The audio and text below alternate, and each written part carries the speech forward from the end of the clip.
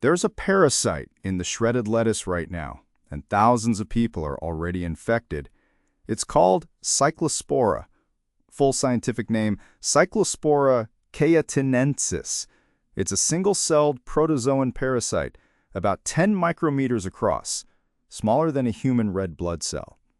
It was first identified as a cause of human illness in the 1970s and formally described in the 1990s. It's named after the CDC's field lab in Peru, where researchers pinned down how it works. And right now, in the summer of 2026, it's causing the largest confirmed cyclospora outbreak the United States has ever tracked. Between May and mid-July, the CDC has confirmed 1,645 cases across 34 states and is aware of more than 5,100 additional suspected cases still under review. That's nearly 7,000 people. At the same point last year, that number was 249. Michigan alone is estimating over 4,000 cases. 141 people have been hospitalized, and on July 17th, the FDA formally linked one large cluster to shredded iceberg lettuce from a single producer, Taylor Farms de Mexico, served at Taco Bell locations in 5 states. Now here's what makes this parasite unlike almost anything else you eat. When cyclospora leaves an infected person, it's not immediately dangerous. What comes out is an unsporulated oocyte, a dormant cell wrapped in a thick outer shell, and it cannot infect anyone yet. It has to sit outside the body for 1 to 2 weeks. During that time, in warm, moist soil or water, it undergoes a process called sporulation. The dormant cell splits into 2 internal packages, each containing 2 sporozoites, the infectious form. Only then can it infect a new person, and only through contaminated food or water.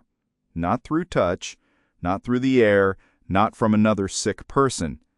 It literally cannot spread the way flu or norovirus spreads, which is why this outbreak is happening on lettuce, not in households.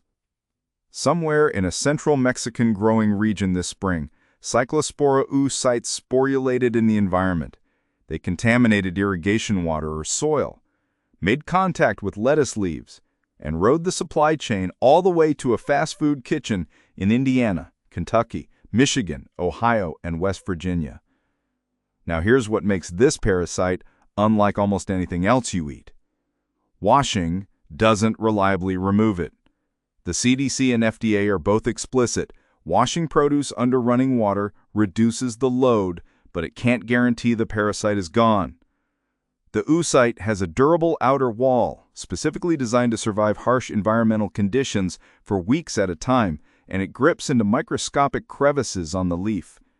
The FDA has stated that cyclospora is resistant to standard chemical sanitizers, including chlorine. No ETA-registered disinfectant has been demonstrated effective against it. Not the produce washes at the grocery store, not vinegar, not soap. There's only one thing that reliably kills it: heat. Cooking produce to 158 degrees Fahrenheit breaks down the oocyte wall, which is exactly why raw lettuce is the perfect vehicle. Nobody cooks a salad. So every leaf in that recalled Taylor Farms bag was carrying oocytes that no kitchen rinse could reliably remove. If you ate contaminated lettuce, here's what happens next. About 1 week after exposure, symptoms begin: explosive watery diarrhea, cramping, low-grade fever, loss of appetite. But cyclospora doesn't act like normal food poisoning. It's remitting relapsing, meaning you feel sick, you feel better for a few days, and then you feel sick again. Cycles can go on for a month if untreated. It hollows people out. The treatment is a common antibiotic combination, trimethoprim sulfamethoxazole, known as Bactrim or Septra, taken for 7 to 10 days. It works well, but it requires actually getting diagnosed, which is hard because most doctors don't test for cyclospora unless there's an active outbreak alert. Zooming out, cyclospora is endemic in tropical and subtropical regions: Peru, Guatemala, Nepal, parts of Mexico. In those regions, people become exposed young and often develop some resistance. In the United States, we don't have that immunity.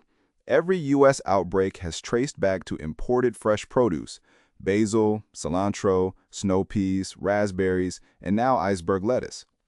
The 2026 outbreak isn't an accident.